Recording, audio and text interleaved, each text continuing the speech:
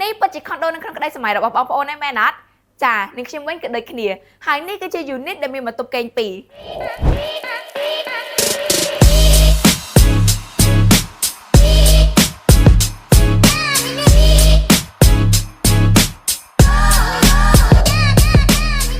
ចូលមកដល់ខាងក្នុងភ្លាមគឺថាវ៉ាវពិតជាស្រស់ស្អាតមែនតើបងប្អូនទាំងអស់គ្នាហើយបងប្អូននឹងឃើញជាមួយនឹងកន្លែងទទួលភ្ញៀវគឺពិតជាធំទូលាយមែនតើជាពិសេសគឺគេ design មកលក្ខណៈជា open space ដែលកន្លែងទទួលទានអាហារជាមួយនឹងកន្លែងចម្អិនអាហារហ្នឹងគឺថានៅជាប់គ្នាតែម្ដងដែលអាចឲ្យអ្នកចម្អិនអាហារក៏ដូចជាអ្នកអង្គុយរង់ចាំមិត្តភ័ក្តិដៃគូបងប្អូនដែលយើងរស់នៅជាមួយគ្នាហ្នឹងគឺមានឱកាសជជែកគ្នាបណ្ដើទទួលបាននៅភាពសប្បាយរីករាយក៏ដូចជាសុភមង្គលតែម្ដង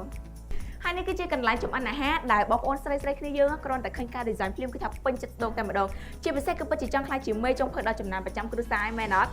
Yes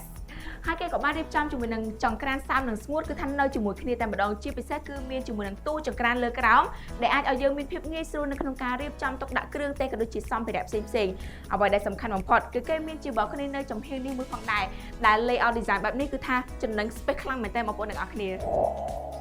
បងប្អូននេះគឺជាកន្លែងទទួលភ្ញៀវដែលមានភាពស្រស់ស្អាតហើយធំទូលាយខ្លាំងមែនតើដែលអាចឲ្យបងប្អូនទាំងអស់គ្នាអង្គុយជជែកគ្នាលេងជាមួយនឹងដៃគូមិត្តភ័ក្តិបងប្អូន enjoy ជាមួយនឹង city view ជាពិសេសគឺគេមានជាមួយនឹង balcony មកធំទូលាយខ្លាំងមែនតើបងប្អូនទាំងអស់គ្នាហើយអ្វីដែលសំខាន់បំផុតណាសម្រាប់អគារ condo របស់យើងគឺហុំព័ទ្ធទៅដោយកញ្ចក់សុទ្ធតែម្ដងដែលអាចឲ្យបងប្អូនទាំងអស់គ្នាទទួលបាននៅពន្លឺធម្មជាតិចេញចូលមកគ្រប់គ្រាន់ផ្ដល់ឲ្យការរស់នៅរបស់យើងកាន់តែមានភាពស្រស់ស្រាយហើយជួយ sell ធម្មពលអគ្គិសនីទៀតផងអូអ្វីដែលអស្ចារ្យមួយវិញទៀតដែរបងប្អូនទាំងអត់ចា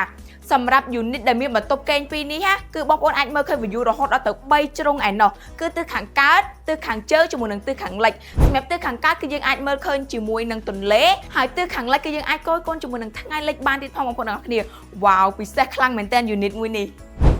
តើបងប្អូនឥឡូវនេះនាងខ្ញុំនឹងនាំបងប្អូនទាំងអស់គ្នាទៅមើលជាមួយនឹង master bedroom វិញម្ដងតោះវ៉ាវបន្ទប់នេះគឺថាស្រស់ស្អាតហើយធំទូលាយខ្លាំងមែនតើបងប្អូនទាំងអស់គ្នាដែលបន្ទប់នេះគឺហុំព័ទ្ធទៅដោយកញ្ចក់ស្ទើរតែទាំងស្រុងតែម្ដងដែលពេលព្រឹកគឺយើងអាចមើលឃើញជាមួយនឹងថ្ងៃរះហើយពេលល្ងាចគឺយើងអាចមើលជាមួយនឹងថ្ងៃលិចបានចាឥឡូវនេះកំពុងតែលិចពិតតែម្ដងហើយការរៀបចំរបស់គេគឺគ្រប់ទៅតាមតម្រូវការរបស់បងប្អូនទាំងអស់គ្នាតែម្ដងគឺគេមានជាមួយនឹងកន្លែងអង្គុយធ្វើការហើយគេមានជាមួយនឹងកៅអីដែលយើងអាចចាកន្លែងនេះគឺយើងអាចអង្គុយលេងចាញ៉ាំកាហ្វេ enjoy ជាមួយនឹង city view វ៉ាវគឺពិតជាគួរឲ្យចង់រស់នៅខ្លាំងមែនតើបងប្អូនទាំងអស់គ្នា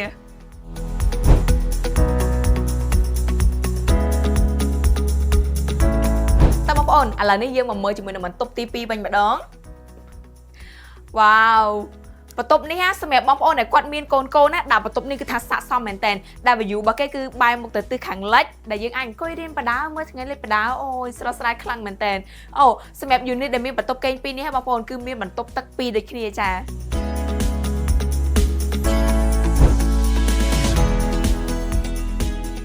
unit ដែលមានបន្ទប់គេង2បន្ទប់ទឹក2ហើយស្រស់ស្អាតបែបនេះបងប្អូនទ្រាំអត់កក់មិនបានចាអញ្ចឹងសម្រាប់បងប្អូនទាំងអស់គ្នាដែលគាត់មានចំណាប់អារម្មណ៍បងប្អូនអាចអញ្ជើញទៅអ្នកទៅមកកាន់លេខទូរស័ព្ទនិង Telegram 093 366 886អរគុណបងប្អូនទាំងអស់គ្នាជម្រាបលាជួបគ្នានៅវីដេអូក្រោយបាយបាយ